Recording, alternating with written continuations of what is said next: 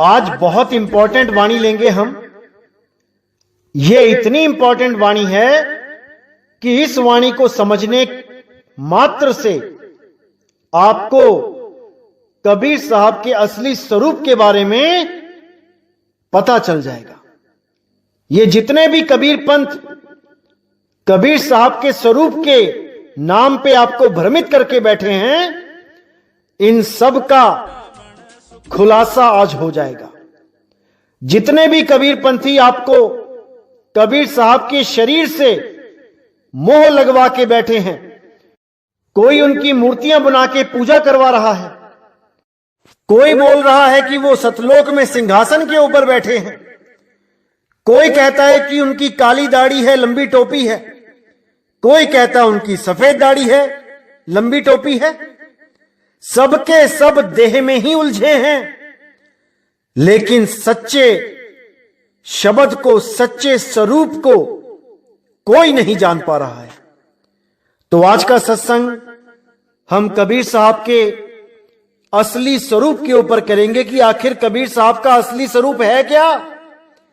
क्या वो कोई आदमी के जैसे हैं या वो कोई और आकृति में है? आज इसका पूरा खुलासा कर दिया जाएगा, क्योंकि आपको बहुत से पंथ कबीर साहब के नाम पे भ्रमित करने में लगे हैं, जो पहले तो कबीर साहब को परमात्मा घोषित करने में लग जाते हैं और फिर खुद को ही कबीर बना के परमात्मा बन बैठते हैं। ऐसे लोगों से सावधान रहना है मेरे भाई। कबीर साहब का असली स्वरूप देह नहीं है। मैंने पहले भी बहुत बार समझाया है कि कबीर साहब कोई देह नहीं है भाई।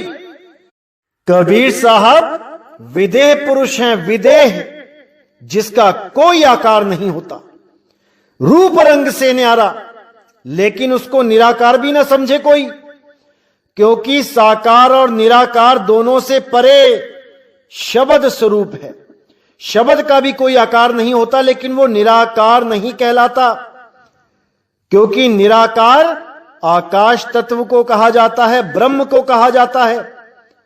कबीर साहब को शब्द गुरु कहा जाता है, शब्द स्वरूपी राम कहा जाता है, वो शब्द अखंड नाद कहा जाता है, जो घट घट में रम रहा है। सब घट मेरा साइया सुनी सेज ना कोए, बलिहारी वा घट की जिस घट प्रगट होए। तो साहिब हर घट में विराजमान है। कोई गलत फहमी में ना रहे कि वो किसी सिंहासन पे बैठे हैं, किसी सतलोक में बैठे हैं, अलख लोक, अगम लोक, अनामी लोक में मिलेंगे जाके। ऐसा कुछ नहीं है भाई। ज्यों तिल माही तेल है, ज्यों चकमक में आग, और तेरा साईं तुझ में है, जाग सके तो जाग। तेरा साईं सतलोक में है ऐसा नहीं बोला साहिब ने, तेरा साईं तुझ में है। पहले तुम्हें खुद को जानना पड़ेगा कि मैं हूं क्या। जब आप खुद को जान जाओगे तब आपको समझ में आएगा कि मेरा साईं मुझ में है। अरे मैं ही तो हूं, किसको ढूंढ रहा हूं? मेरा साईं मुझ में विराजमान है। इसीलिए साहिब ने बोला, आत्म चीन्हे परमात्म चीन्हे, संत कहावे सोए, और यह भेद काया से बाहर, बूझे बिरला कोय। आत्मा को चीनोगे तभी परमात्म मिलेगा, क्योंकि तेरा साईं तुझ में है। पहले तुझ में यानी कि अपने स्वरूप को जानना पड़ेगा, तब समझ में आएगा कि मेरा साईं तो मुझ में ही है, वो मुझसे अलग हो ही नहीं सकता।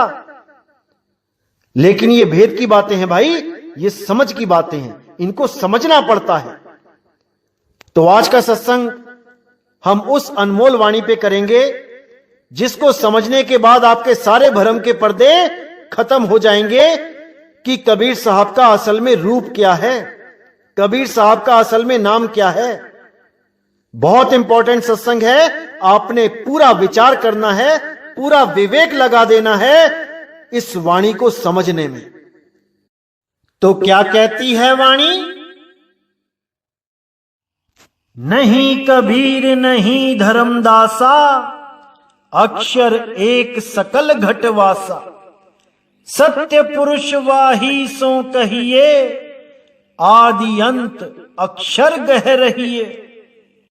अब यहां पे साहिब ने बिल्कुल क्लियर कर दिया कि जो लोग केवल सोचते हैं कि कबीर कबीर नाम जपते रहें तो हमारी मुक्ति हो जाएगी, या अन्य पंथ के जो लोग हैं वो सोचते हैं अपने गुरु को याद करते रहें, अपने गुरु का नाम जपते रहें, मुक्ति हो जाएगी, तो दोनों को ही मना कर दिया साहिब ने कि नहीं कबीर नहीं धर्मदासा। ना तो कबीर कबीर करने से मुक्ति होगी और ना ही धर्मदास धर्मदास करने से, ना ही गुरु का नाम जपने से, ना ही किसी शिष्य का नाम जपने से।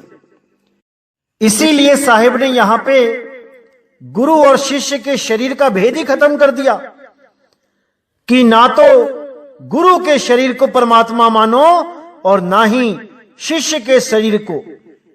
यहां पे बिल्कुल क्लियर कर दिया कि नहीं कबीर नहीं धर्मदास, इन दोनों में से वो परमात्मा कोई भी नहीं है।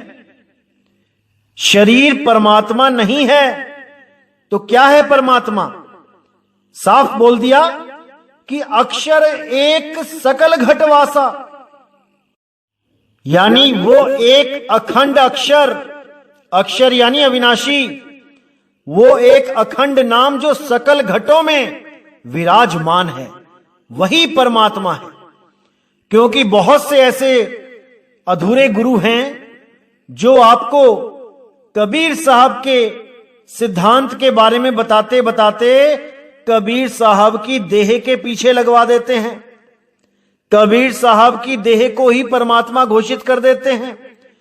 कई ऐसे पंथ हैं, कई ऐसे भगत हैं जो कहते हैं हमें कबीर साहब ने दर्शन दिए, हमें कबीर साहब ने मंत्र दिए सपने में, हमें कबीर साहब ने काली दाढ़ी में दर्शन दिए, फिर हमें सफेद दाढ़ी में दर्शन दिए। ऐसे भरमाने वाले बहुत हैं। आपने पूरा विवेक लगाना है कि भाई जो चीज बदलती है वो परमात्मा नहीं हो सकता। परमात्मा एक रस होता है, वो अखंड होता है। इसीलिए बोला कि नहीं कबीर नहीं धर्मदासा, अक्षर एक सकल घटवासा, यानी शरीरों को और नामों को दोनों को खंडन कर दिया यहां पे। क्योंकि कबीर साहब का भी शरीर बदला है। यहां पे बच्चे के रूप में आए, फिर थोड़े बड़े हुए, फिर जवान हुए, फिर बूढ़े होके चले गए। तो उन्होंने भी यहां बताया कि शरीरों का ध्यान नहीं करना है, शरीरों के चक्कर में नहीं पड़ना है। वही हाल धर्मदास जी का था। जब यहां पैदा हुए तो बच्चे थे, फिर बड़े हुए, फिर और बड़े हुए, बूढ़े हो गए। तो यहां बिल्कुल शरीरों से अलग कर दिया गया कि नहीं कबीर नहीं धर्मदासा, अक्षर एक सकल घटवासा। उस एक अक्षर अविनाशी को जानो जो सकल घट में वास कर रहा है, हर आत्म घट में विराजमान है। अब आगे कहते हैं सत्य पुरुष वाही सो कहिए, आदि अंत अक्षर गह रहिए, कि तुम सत्य पुरुष उसी को मानो, उसी आदि अक्षर को। आदि अंत अक्षर गह रहिए, उसी आदि अक्षर का सिमरण करो, अंत समय में उस आदि अक्षर का ध्यान करो, तो तुम सदा सदा के लिए उस आदि अक्षर में, उस सत्य नाम में, उस सत्य शब्द में समा जाओगे। फिर तुम्हारा आना जाना सदा के लिए खत्म हो जाएगा। तो आगे कहते हैं अक्षर मूल और सब डारा, शाख समैनी पत्र पसारा, कथा जो कही कही ज्ञान सुनावा, यही भांति संसार बुझावा, जिन बूझा तिन धोखा माना, सकल बात मिथ्या कर जाना। अब यहां पर बहुत विवेक लगाने की जरूरत है, बहुत ज्यादा। तो साफ बोल दिया कि अक्षर मूल और सब डारा, वो मूल अक्षर है, सबका मूल, वो आदि अक्षर। ये 52 अक्षर नहीं है जो इंसानों ने बनाए हैं, वो आदि अक्षर सबका मूल है। क्या हिंदू, क्या मुसलमान, क्या सिख, क्या पारसी, सबका वो मूल आदि अक्षर है। और शाख रमैनी पत्र पसारा, यानी ये जितनी भी रमैनियां हैं, जितने भी ग्रंथ हैं, ये उसकी शाखा और पत्र यानी कि पत्ते हैं। मूल क्या है? वो आदि अक्षर। तो कहते हैं कथा जो कही कही ज्ञान सुनावा, यही भांति संसार बुझावा। यानी इस आदि अक्षर के बारे में, इसको समझाने के लिए मैंने ज्ञान को कथा के रूप में समझाया। कथा जो कही कही ज्ञान सुनावा, जैसे आपको पता है कि धर्मदास जी को 100 बार समझाया ये मूल ज्ञान, लेकिन वो समझ नहीं पाए। क्यों नहीं समझ पाए? क्योंकि इतना विवेक उनमें नहीं था। इसीलिए उनको समझाने के लिए एक कथा का निर्माण किया कि परमात्मा के 16 पुत्र थे, वहां से ऐसे ऐसे काल ने भक्ति करी, अलग देश मांग लिया, वहां से अष्टांगी को भेजा गया सृष्टि रचना के लिए। तो जब ये कहानी सुनाई तो उनको जल्दी समझ में आ गया। और आप लोग भी यही कहानियां सुन सुन के कबीर साहब को इष्ट मान के बैठे। यही अनुराग सागर की कहानी पढ़ के आपने कबीर साहब को अपना इष्ट मान लिया। अब लेकिन कहानी के द्वारा उनका स्वरूप नहीं समझ में आ सकता कि कबीर साहब हैं क्या, क्योंकि आपकी कल्पना शरीर से आगे जा ही नहीं सकती। आपने ब्रह्मा जी, विष्णु जी, महेश जी को भी शरीर माना, अष्टांगी जी को भी शरीर माना, आगे काल भगवान को भी शरीर मान लिया और कबीर साहब को भी शरीर मान लिया, क्योंकि शरीर से आगे आप बढ़ ही नहीं सकते। इसीलिए साहिब ने यहां बोला कि जो मैंने ये सारा ज्ञान सुनाया कथा के रूप में, वो केवल उस आदि अक्षर को समझाने के लिए बताया, क्योंकि मेरा असली स्वरूप आदि अक्षर है।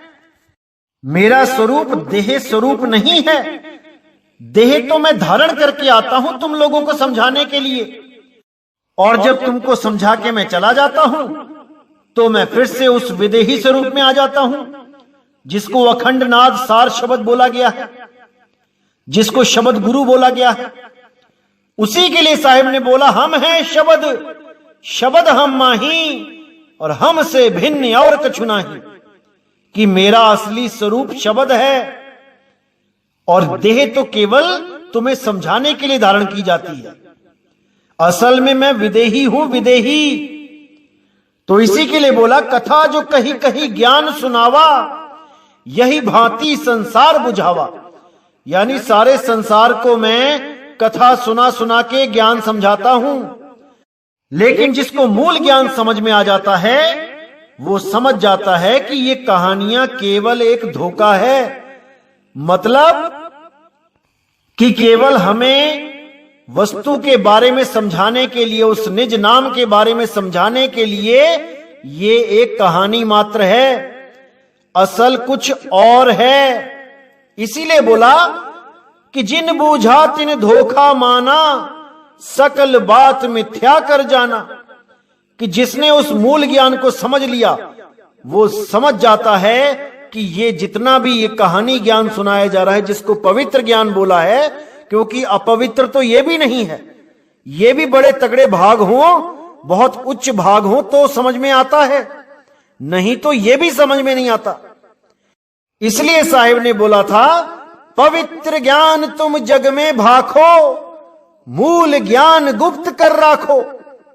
यानी ये कहानी ज्ञान तुम बताओ दुनिया में, लोगों को बताओ काल के बारे में, त्रिगुण के बारे में, माया के बारे में और कबीर के बारे में, ताकि कम से कम लोगों को कबीर के नाम से तो प्रेम हो, कबीर साहिब से तो प्रेम हो। तो पवित्र ज्ञान भाखो, लेकिन मूल ज्ञान मत भाखना, क्योंकि मूल ज्ञान तब बताया जाएगा जब मेरे 13वें पंथ का उजागर होगा। पूरी दुनिया में उस मूल ज्ञान का डंका बजेगा जब सही समय आएगा। और सही समय कब आएगा? जब 12वें पंथ का नाश हो जाएगा। तो आपको मैंने जैसे बताया कि 12वें पंथ का नाश कब हुआ? 11 अक्टूबर 2018 को। और 13वें पंथ का उजागर कब हुआ? 13 अक्टूबर 2018 को। और तब से ये पूरे विश्व में मूल ज्ञान का डंका बजा रहा है। बहुत से देशों से फोन आते हैं, अलग अलग पंथों के लोगों के फोन आते हैं, क्योंकि इस पंथ में कबीर साहब का वचन है कि इस पंथ में सब पंथ समा जाएंगे। जो भी इस सत्य ज्ञान को समझेगा वो इस सत्य से अलग नहीं रह पाएगा। वो सब पंथों को छोड़ के, वो सब धर्मों को छोड़ के, वो सब जात पात को छोड़ के इस पंथ में समा जाएगा और सत्य को प्राप्त कर लेगा। तो इसीलिए साहिब ने बिल्कुल क्लियर कर दिया कि जिन बूझा तिन धोखा माना, सकल बात मिथ्या कर जाना। यानी जितनी भी ये 52 अखरियों की कहानी है, जितने भी 52 अक्षरों के नाम हैं, जितना भी ये देह का ज्ञान है, ये सबको मिथ्या जानो, सब बात को मिथ्या जानो। असली बात वो शब्द गुरु है, असली बात वो आदि अक्षर है, वही सतपुरुष है। तो आगे कहते हैं, कहें कबीर ये मन ही है, मन का सकल पसार, चीन ये मन कह बूझिया, आवा गमन निवार। तो साहिब कहते हैं ये 5 तत्व 25 प्रकृति मन माया त्रिगुण, ये सब मन ही है, ये 52 अक्षर मन ही है। मन का सकल पसार, ये 3 लोक मन ही है, सब कुछ ये मन ही है। इसी मन में तुम उलझ गए हो, सूरत रूप तुम्हारी इसी मन में उलझी है। तुमने इसी सूरत को इस मन के पंजे से आजाद करना है। चीन ये मन कह बूझिया, आवागमन निवार। कह रहे चीन्हो कि ये मन कहां है, इसको बूझो। अगर इसको बूझ लिया तो समझो आवागमन निवार, तुम्हारा आना और जाना सदा के लिए खत्म हो जाएगा। लेकिन बिना मन को बूझे उसे नहीं मार सकते। जब तक दुश्मन का पता ना हो उसको खत्म नहीं कर सकते। इसीलिए साहिब ने बोला, मन को मार गगन चढ़ जाई, मान सरोवर पैठ नहाई। कि जब तक इस मन को चीनोगे नहीं, जब तक काल को जानोगे नहीं, काल के सिर पे पैर कभी नहीं रख सकते। पहले तुम्हें काल को समझना पड़ेगा, काल है क्या, उसके बाद उस काल के सिर पे पैर रखना पड़ेगा और तभी तुम्हारी मुक्ति होगी, अन्यथा नहीं होगी। इसीलिए साहिब ने बोला, काल के माथे पांव दे, सतगुरु के उपदेश, साहिब बाह पकड़ के ले चले अपने देश। कि वो अपने देश, अपने सत्य स्वरूप में तुम्हें स्थित कर लेगा, लेकिन तुम्हें काल के सिर पे पांव रखना ही पड़ेगा और कोई चारा नहीं मेरे भाई। लेकिन दुनिया इस काल से प्रेम करने में लगी है, सिर के ऊपर पैर कैसे रखेगी भाई, नहीं रख पाएगी। तो वही बिरला हंस काल के सिर पे पैर रख पाएगा जो गुरु की आज्ञा में चलेगा, जो शब्द गुरु से प्रेम करेगा, जो शब्द गुरु के लिए दिन रात जगेगा, हमेशा उसका चिंतन करेगा। केवल वही जीव इस भव बंधन से मुक्त हो पाएगा, अन्यथा सब यहीं आते जाते रहेंगे।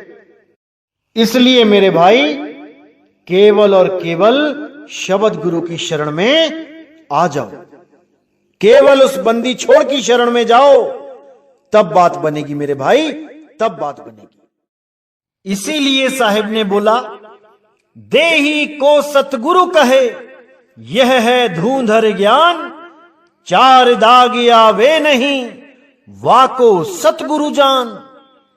गरीबदास जी महाराज ने तो कोई कसर ही नहीं छोड़ी।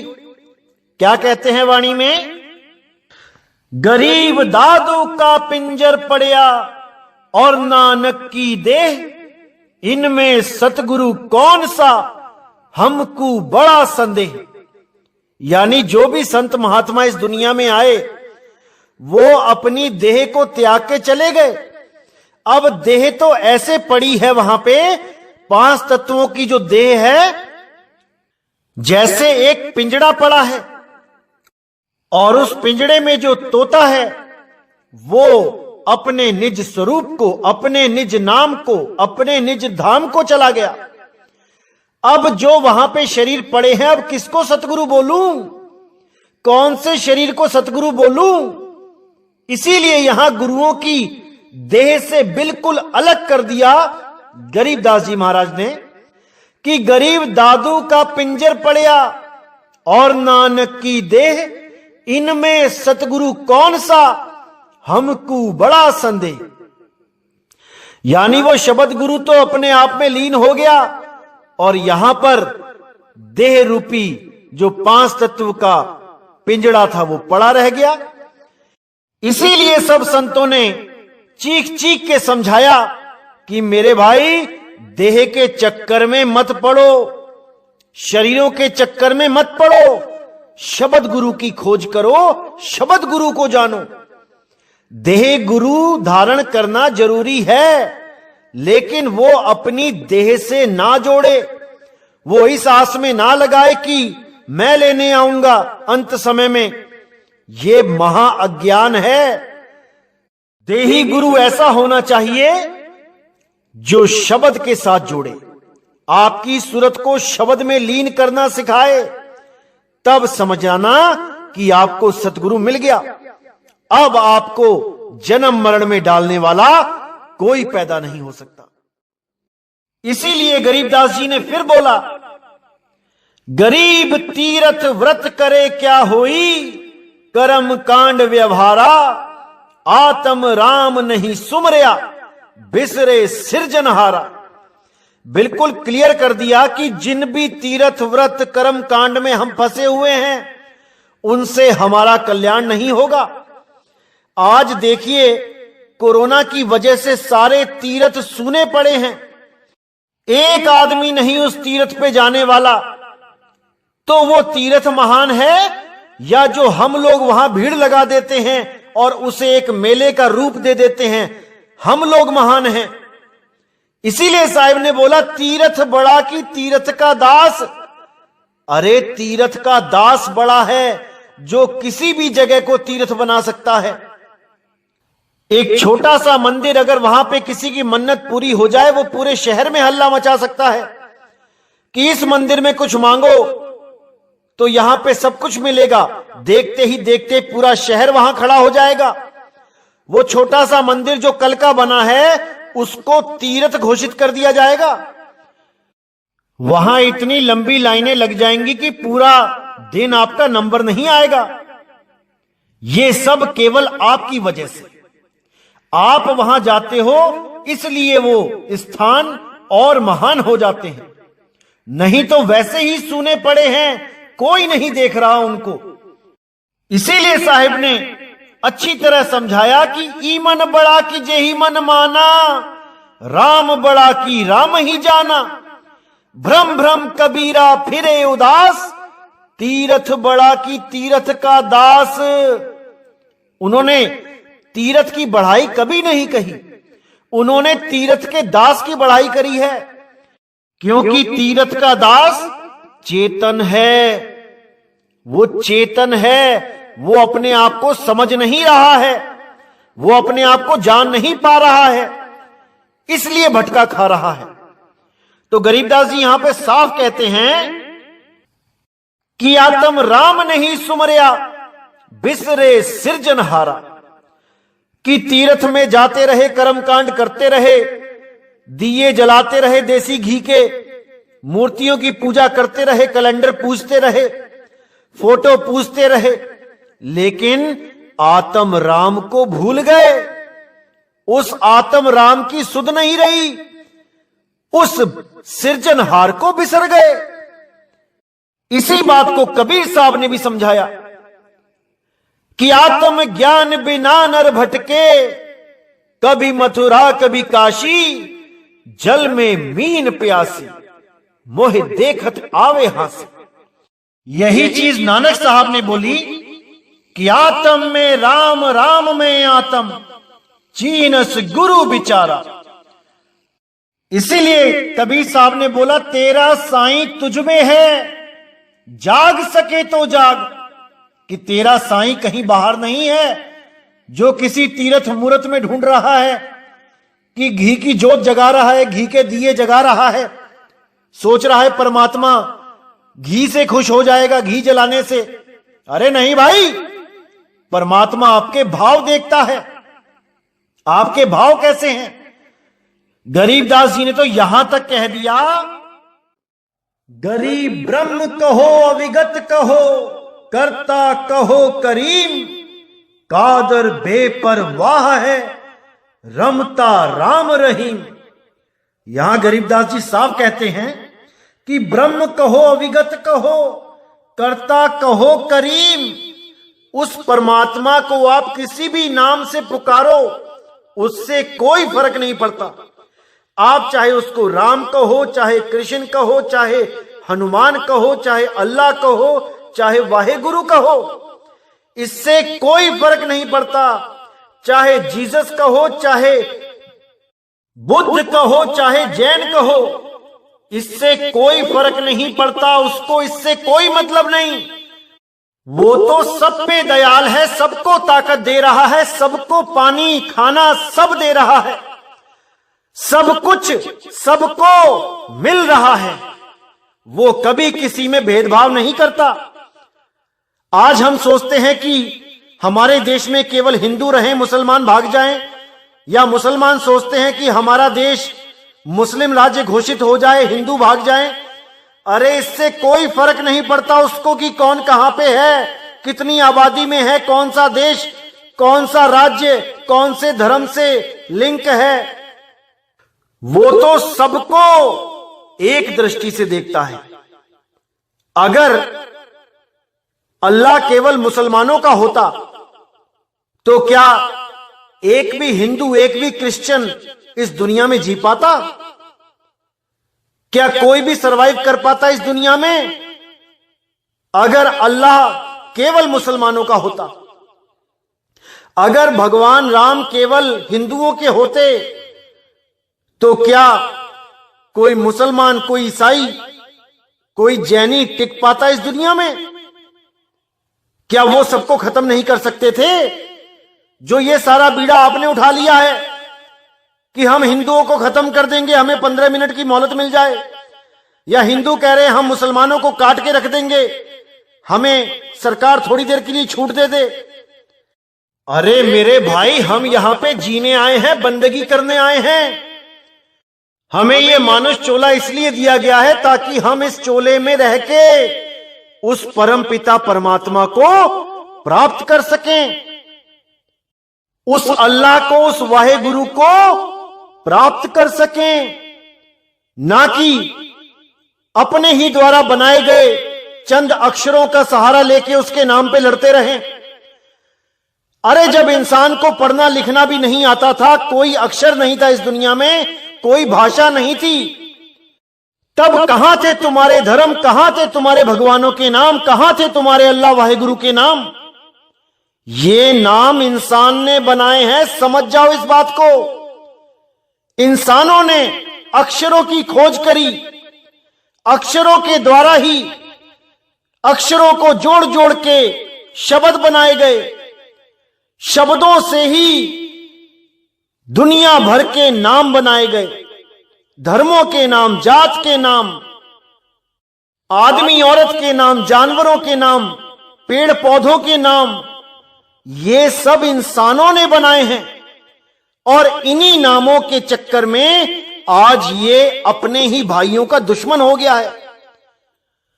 वो मुसलमान हिंदू को देख के राजी नहीं है, हिंदू मुसलमान को देख के राजी नहीं है, केवल नाम की वजह से कि वो उस शक्ति को, उस परमपिता को अल्लाह कह के याद कर रहे हैं, और हिंदू उस परमपिता को राम कह के, कृष्ण कह के याद कर रहे हैं, और कबीरपंथी उसको कबीर कह के याद कर रहे हैं। लेकिन सबके सब अक्षरों में ही उलझे हैं। कबीर साहब ने तो निबेड़ा ही कर दिया। राम कबीरा एक हैं, कृष्ण करीमा एक हैं, गहन सुनन में दो, और दो करके वो जानते, जिन्हें सतगुरु मिला ना हो। वो लोग दो करके झगड़ा करते हैं, लड़ाई करते हैं, जिनको सतगुरु ना मिला हो। जब सतगुरु मिल जाता है तो वो शरीरों के भेद को खत्म कर देता है। शरीर को हटा दो तो क्या बचा? अरे सब आत्मदेव ही तो हैं। अब करना क्या है? अपने आत्मदेव को पहचानना है, अपने सत्य स्वरूप को पहचानना है। अपने सत्य स्वरूप को त्याग के जब हम इस देह स्वरूप में आए तो हम अलग अलग दिखाई देने लगे। और अगर दोबारा हम अपने स्वरूप को प्राप्त कर लें तो हम सब एक हो जाएंगे, एक स्वरूप हो जाएंगे। इसीलिए कबीर साहब ने भी बोला कि नहीं कबीर नहीं धर्मदासा, अक्षर एक सब घट ही निवासा। कि वहां कबीर और धर्मदास का भी भेद खत्म हो जाता है। उस अवस्था को प्राप्त करके हम सब एक हो जाते हैं, अलग अलग नहीं रहते, कोई देह बंधन नहीं रहता। वहां पे कौन कबीर, कौन धर्मदास, कौन नानक, कौन दादू पलटू भीखा, कौन रविदास, कौन, कोई अलग नहीं रहता। वो सब एक स्वरूप हो जाते हैं, वो परमात्म स्वरूप हो जाते हैं। इसीलिए बाबा नानक को परमात्मा कहते हैं, रविदास जी को परमात्मा कहते हैं, कबीर साहब को परमात्मा कहते हैं। वहां भेद नहीं रह जाता कोई भी। तो मेरे भाई अच्छी तरह समझ लो इस चीज को। चाहे मेरे मुसलमान भाई सत्संग सुनते हैं, चाहे हिंदू भाई सुनते हैं, चाहे सिख भाई सुनते हैं, चाहे ईसाई भाई सुनते हैं, हम सबका सत्य स्वरूप एक है। हम सब एक हैं। केवल अक्षरों की वजह से और देह ज्ञान की वजह से, देह भ्रम की वजह से हम सब आपस में बट गए हैं। लेकिन अब नहीं बटना है, अब एक हो जाना है। अल्लाह को इतनी खुशी तब नहीं मिलेगी जब आप 5 नमाजें पढ़ते हो। उसको असली खुशी तब मिलती है जब आप किसी से प्रेम करते हो, जब आप किसी को गले लगाते हो। भगवान को, राम जी को इतनी खुशी तब नहीं मिलती जब आप उनका मंदिर बनाते हो। उनको असली खुशी तब मिलती है जब आप उनकी तरह शबरी के जूठे बेर खाते हो, यानी इन जात पात को, इस ऊंच नीच को खत्म करते हो। वो तब खुश होते हैं। इसलिए मेरे भाई, ये सारे बंधन तोड़ो, ये सारी नफरत छोड़ो और एक दूसरे को प्रेम करो। हम सब एक ही मालिक के बच्चे हैं, केवल उसके अलग अलग नाम रखने की वजह से हम झगड़ा करते हैं, हम लड़ते मरते हैं। और इस दुनिया को जो भक्ति के लिए बनाई गई है, हम उसको एक रण क्षेत्र बना के रख देते हैं, एक युद्ध का मैदान बना के रख देते हैं। तो मेरे भाई, पूरा विवेक लगाना है, हर बात को समझना है गहराई से। और अगर गहराई से समझ लिया तो कोई भी तुम्हें मूर्ख नहीं बना पाएगा। अपने विवेक को हमेशा जागृत रखो तो आप कभी धोखा नहीं खाओगे। हमने सारे विश्व को एक करना है, पूरे विश्व को एक प्रेम के बंधन में बांधना है। इसलिए सबसे पहली शुरुआत हमें अपने ही घर से करनी है, अपने ही देश से करनी है। तो मेरे भाइयों, नफरत के बीज को खत्म करो और सबसे प्रेम करो। इसी के साथ मैं विदा चाहूंगा। जय गुरु बंदी छोड़ बैराग साहिब, जय गुरु बंदी छोड़ साधु शरण साहिब, जय गुरु बंदी छोड़ बाबा नानक साहिब, गुरु अंगद देव साहिब, बाबा धर्मदास साहिब, बाबा रविदास साहिब, मेरे सभी संत। जय जय सतगुरु बंदी छोड़ सतगुरु सत्य कबीर साहिब की सदा ही जय हो, सदा ही जय हो। मेरे मालिक की साहिब बंदगी सतना।